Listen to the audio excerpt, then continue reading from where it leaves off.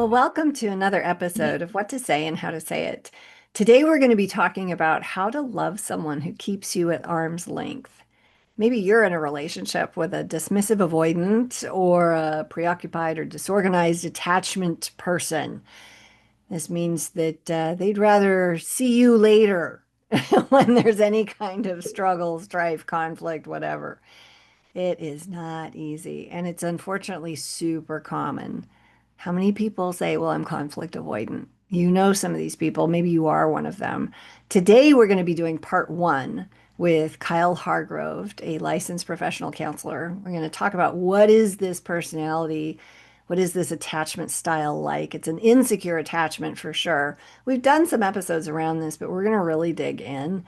Most of the people I coach are in an environment and a relationship where there's somebody who's a dismissive or disorganized with someone who's anxious. That's a classic combination. And so we're going to talk about the specific of the dismissive avoidant and what they're like, because even if you have a little bit of both in you, when you're swinging dismissive, it's really hard to figure out how to connect with that, not take it personally, and not let it destroy your soul and eat your life. So we want to figure that out. Yeah, it's just whoosh, push, pull. Huh, I hate you, don't leave me kind of things sometimes. So we're going to dig into this. And in part two, coming up next week, you're going to be able to look at strategies around handling this. But you got to know what you're dealing with so that you can build a strong connection. So, Kyle, would you say this is one of the more difficult personalities or attachment styles to deal with in terms of not losing yourself when you're trying to form a connection with them? Yeah, I don't, excuse me. I don't think that there is a more difficult attachment style to deal with because this is, and I don't know if it's avoidant dismissive or dismissive avoidant. It's an ad or a DA. I don't know.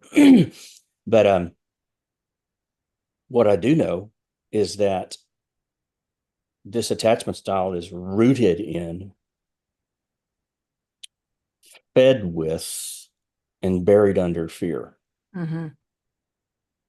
And if there's if there's one word to come back to say what causes somebody to be this way, it's fear. Yeah. There are other things as well, but I think the driving force, without question, is fear, and it can be of a person, it can be of a situation, it can be of a confrontation, it can be 100 different fears, and when you pack them all in there together, it's a real ballyhoo because it's like Forrest Gump's box of chocolates. Hmm. You just never know what you're going to get. Yeah, that is so fair to say.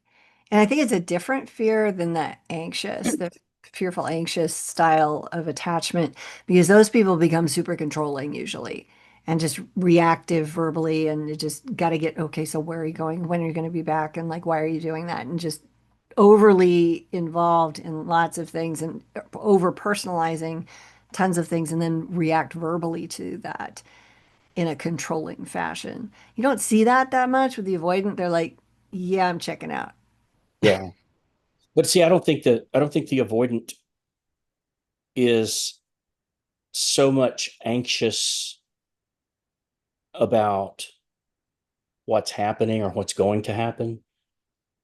They're anxious about engaging about it. Bingo. Yes. They're anxious about the people skill part, Hmm. and that's what we are. So it stands to reason that we would want to work to get better at that. I want to be a more skilled person since I am a person. But So go ahead. I was just going to reiterate that it's the what do I do with this that causes the anxiety and the fear much more so than it's what is this. Hmm. And there can be some anxiety around that too. What's happening, and that's probably worth plenty of anxiety. Yeah. But I think the real paralyzing part for this person is going to be, I got to sit down and figure this out, not just by myself or for myself, but with another person. And then all these other things, you know, all the fears and the pride and things like that become intertwined. And it's just like, I just rather not. Yeah. Yeah. The founder of Emotionally Focused Therapy, Dr. Susan Johnson, uh, I got this secondhand from Dr. John Gottman at a workshop. He said that he and she were talking, and she believes that almost all of the conflict and the problems that couples have come from attachment wounds. And so as we're looking at this particular style, a lot of people want to eviscerate the avoidant, the dismissive avoidant person as if they're a narcissist and there's something terribly wrong with them and they're evil and bad. It's like, no, these are really wounded, hurting people. And if Yes. you can learn to translate, because you have to at a very high level, this, you can really create something beautiful. I've got a number of clients that have dealt with this and have created enough safety to start allowing God the room to work. And then they've built these, like I got a text last night from somebody that's like, you're not going to believe this. He spent an hour with me asking me questions, being really interested, and then shared some stuff that he was struggling with. And it was, I just, he started the conversation. He hasn't done this before ever. And we spent an hour talking. And she's had a ton of progress in her marriage. But because she's learned, this is what I'm dealing with, how do I show up in that so that I'm not destroyed by it? And I think it's fair that we give just overall view, like this is what you're dealing with a dismissive avoidant. And I want to have a caveat around this that, we're not saying these people are terrible, but some of the behaviors come across that way, Yes. just to be honest. Uh, Right. And that's why, and in parenting, love the child, hate the behavior. right. But what you just described is something that we end up hitting on so frequently in our discussions, and that this is wrapped in the inability, the unwillingness, the not want to Hmm. of approaching vulnerability. Yeah. And what the individual in the text that you're talking about was feeling from her husband or partner or significant other was he he was vulnerable with me. Yeah. He took the risk, A, to sit down and do it, and then B, he asked questions that were relevant and pertinent. And Yep. probably in that, I'm going to add a C that I can't verify, but probably within that, he had to be vulnerable to do that. He Yeah. had to open up a little bit about his own insecurities and Hmm. fears and the things that cause him to doubt and wonder about not only himself but their relationship, I'm sure at times. Yeah. And I see this with people if they'll just, and so I'm saying this now to give people hope if you're in this, because we're about to describe the characteristics that you're dealing with and acknowledge and validate that this is real for you. And it's going to sound like this hopeless cacophony of disaster that you're living in. And I just want to give you some hope around that. I have a lot of clients. This is very common, but you can weather this well. You can create something beautiful out of this. We'll talk about more about that next time. But this Yeah. time we want to just here's what you're dealing with and it's real and it's hard. Mhm. So, what's some of these things? You mentioned a while ago the founder of what was the Um, Susan somebody. Emotionally focused therapy, Dr. Susan Okay. Johnson. Yeah, she's a Well, G. and I have a message from the founder of you and me and the rest of us. And he sent this message that said that he hasn't given us a spirit of fear, Hmm. but of power and love and a sound mind. And he used his servant Timothy to bring that word and that message to us. And God just wants us to understand and know that he doesn't want us to be controlled by fear, because I believe left to ourselves, that's the way we're going to be. Yes, I But agree. he anticipates that we accept him, learn about him, follow him, and become empowered by him and the Holy Spirit with a love and a clarity that we're not going to have otherwise. Yes. So So good. So just true. throw that in there because Uh, it's just a side note there. yeah, just a thing that we should think about. The founder of it all. So Yeah. yeah. Well, um, you asked, what are the characteristics we're looking at? What are we going to see in the DAAD person? Um, and it's important, I think, to throw up there to begin with that very, very seldom does it look alike. And how many variations of this can you have? I don't know. I hadn't seen them all yet because I keep seeing things I haven't seen before. So, um, but I did come across an interesting finding, if you would allow me the uh, latitude here. Yeah, have at it. I'm going to give you 9 characteristics, and they go like this: a fear of abandonment, a history of and experience of unstable relationships, an unstable and changing self image or identity. And I know that identity word gets you every time, it gets you going. Uh, Rapid personality and mood changes, impulsive behaviors that may be one thing one time and something completely different another time, even though the circumstances appear to be the same. Um, the thoughts of and the self image that is deeply wounded enough to think of harming oneself. Mm. That's 6. Feeling of emptiness and of not belonging, Hmm. not connected. Intense anger and the inability to connect logical thoughts. Mm. Okay. That's 9 characteristics, all of which can easily be found.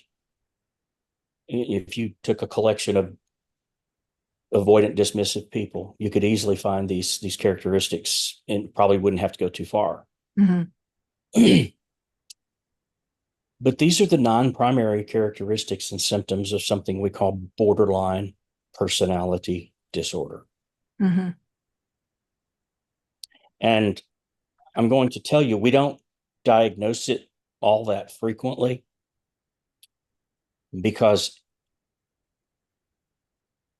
it's not as common as one might think, because several of these characteristics have to be present either at the same time or within a short period of time for it to be diagnosable. Mm. But if you're diagnosed with borderline personality disorder, you got some problems. Yeah. And as much as I teach and preach and believe the truth that regardless of how significant or severe the problem, you can make it better. Yeah. This one takes a long time and a lot of work because it is rooted in all manner of lies. Hmm. Yep. It's rooted in uh, beliefs that have come from thoughts that are invalid, they're untrue, Hmm. Yep. but they've been running this course for so long and with such intensity that they've literally carved a river out of you, Hmm. and it is a part of you, and it is nigh to impossible for an average person to deal with a person who's carrying this much stuff with them. Right. So I'm not saying that everybody who's avoidant dismissive should be diagnosed with borderline Right. personality disorder, because personality disorders are they're significant. Mhm. They affect your every minute of every day. So, but some of the characteristics are the same, and that's what I wanted to point out is if you're deeply avoidant and dismissive on the regular, and that's your MO, and you kind of hang out in that area, it might be surprised, or you might be surprised to know what a thin barrier there is between where you are and can be moderately easily rescued and where you could be on the other side of that Mhm. barrier. We're talking years of hard work and therapy. So borderline is a dissociative personality disorder, correct? Like you Yes. detach from reality into this space to get space. Yeah. Yeah. And you said, a while ago, you used in kind of in jest, uh, I hate you, I need you, kind of a Yeah. statement. But this That's this is borderline. probably one of the primary things that we see when we begin seeing somebody who goes into a full-blown, absolute, unequivocal panic about something that they know they can't control, and that they know they have lost control of, and they know that the outcome is going to be horrific, and they come to somebody that they know who they think can make it better. It's all, help me, Obi-Wan Kenobi, you're our only hope. And then Obi-Wan goes and gets his stuff together and comes to help, and it's like, nah, I got this. Yeah. you know Well, and I think we should point out that a lot of times you don't know that you're dealing with this when you're dating this person, or even in the first year or two of the marriage. yeah. And some of these traits don't even emerge until stress hits the marriage, either in the job or a kid shows up, you get pregnant and have babies. Like there's just added stress. And then now, here we go. Which is why it is very advisable when you're dating somebody to make sure that there is at least a 12-month year from the time you start till the time you even start discussing the possibility of spending your lives together. Here's what I tell people: spend enough time with this person to go through all the seasons. And I have a little thing where I compare our 4 seasons to different types of reactive behaviors that someone might have to a particular stimulus. Okay. Spend some time with that person, not just a meal over a weekend, but spend some time with that person, with their family, and them with yours. Time, weeks, vacations, you know, um, be around that person long enough to find out how they react or respond when they become stressed. What happens when your person becomes the victim of, a brutal verbal attack or mistreatment at work? You know, these are the kinds of things, and they're like seasons. We need to know, how do they handle the cold? How do they handle the heat? Are they more romantic in the spring? We got to see the other side of that too. And that can only come with time. Yeah. And, you know, I'm not going to use my own relationships and the period of time before I was married to use as an example here. But I'm talking specifically, most specifically, about young people, Hmm. um, who can be pretty impulsive about that. Yeah. Like everything's great the first 2 years until the limerence wears off, which it always does. That's the, oh, we can breathe together hormones that'll make you crazy and stupid. Like, don't get married during that. Just because you're biologically a fit doesn't mean that you're relationally or emotionally or spiritually a fit. Hello. Anyway, oh my goodness. Yeah. So this is, I mean, it's a serious thing to take a look at. And the sad thing is that there's so many people, and I think there's a big spectrum of this from the people that just don't like conflict, and who does, like who loves conflict. Probably not everybody. I know a couple. Yeah, but can you see that as opportunity? Is that possibility even on your periphery? All the way down to the people that are like, oh, you looked at me funny. I'm never going to speak to you again. There's a big spectrum of avoidance potentials in there.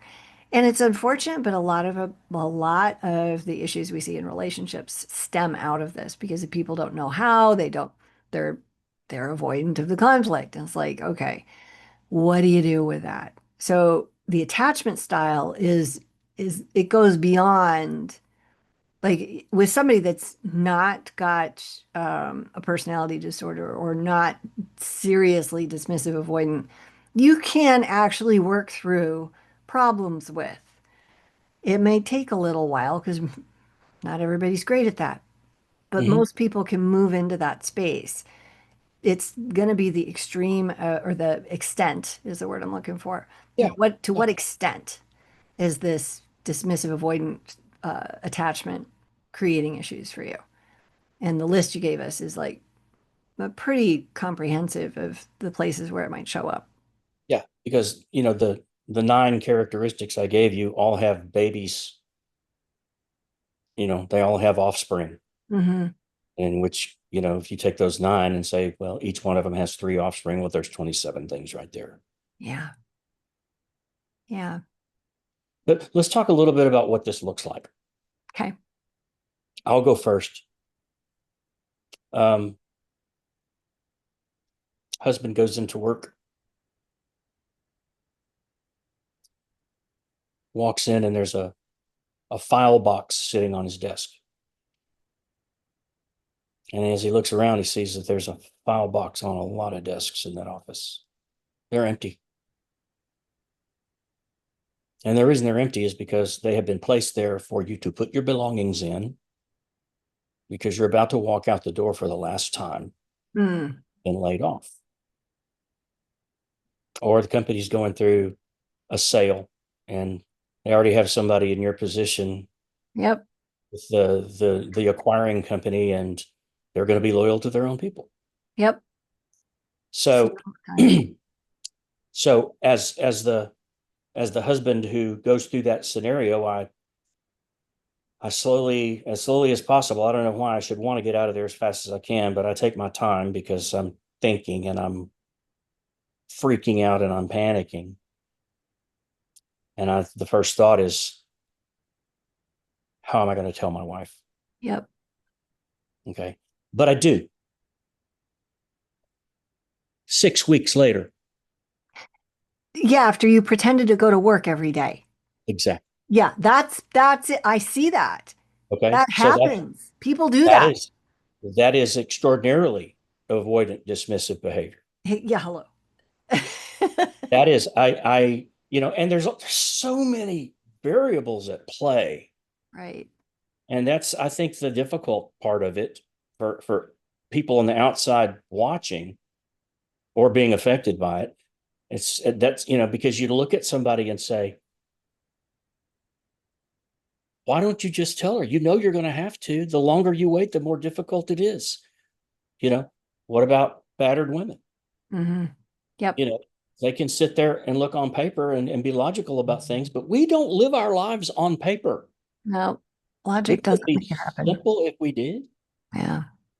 But so, there are so many emotional variables going on and, self-doubt, a lack of experience in handling things like this or dealing with things like this. Uh, there's the stuff that was poured into or not poured into us Yeah. in our formative years as children by our families of origin. It could be a dozen different things at play in one situation, which causes an otherwise perfectly logical, normal person to make choices or not make choices that are going to carry some pretty devastating consequences with it. Yep. And Yep. so this is kind of an extreme, but it's not all that uncommon. Well, it's certainly no different. It's just a bigger example of the guy that has something happen to him at work. And his wife says, how was work today? And he goes, fine. It was good. But there was something that happened, but he's Yeah. not going to talk about it. And one of the things that I've heard, I heard some guy today blaming women for this because we're not as perfectly skilled at respectful communication as we quote should be. And it's like, And yeah, men are, right? no, but yeah. So I'll own the piece of me that's imperfect at respect for sure, but I am not going to own and I encourage all women to do that too. Own the piece of you that's not perfect at respect for sure, and grow in So that. you're gonna take one for the entire gender. I am. And I'm going to encourage women also to not take 100% responsibility if they're married to somebody like this, because that's not your fault. Like you could be the safest place to fall on the face of the earth. You could be so respectful and so kind, and he could have massive trust issues because But he, to take responsibility for that, to take 100% responsibility for that is also being avoidant. no, I'm talking about my own behavior. Yeah, I am too. I'm responsible for my own behavior, not Right, his. but you said you want to really encourage people, women especially, but people in general, to not take 100% responsibility for what's happened to somebody else or what their problem is, because it's easier to not have that conflict Hmm. than it is to face the conflict by standing on your own 2 feet and saying, "Hey, it ain't my fault. Right. Yeah. I So didn't you do this to you." exactly. Yeah. And so how do I show up in that space? I'm going to do the best I can do here. But if he's going to need to go off for, whatever and be in the man cave for 3 days, to detox from whatever happened, like, okay, and then how do you build a relationship from there? Well, guess what? There's ways. There are, and it doesn't happen overnight. Like, this is one of the harder things you will do. But I will ask you this. Since when is following Christ easy? Um, we didn't get invited onto a yacht to party. We got invited onto something hard. And God gave you something. If you are married to a dismissive avoidant, you have a gift handed in your lap that will cause you to really grow masterfully in your communication skills. And you're still not going to get it right. Right, as in get the best possible, wonderful, winsome, connecting outcome 100% of the time. But you know what? Your Or identity in even for a Christ will be long time. solid. Well, yeah, hello. Yeah, it takes a while. But what else do you have to do? So we're going to talk more about, well, what is there to do? How do you build connection with people like this?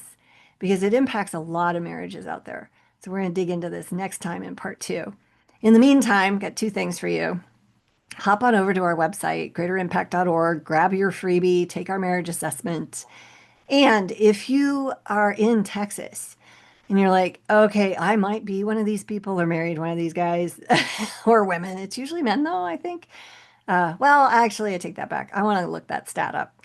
If you think you might be married to a dismissive avoidant, or you think you might be one, if you're borderline, I know Kyle, you could probably use a few borderline patients right now.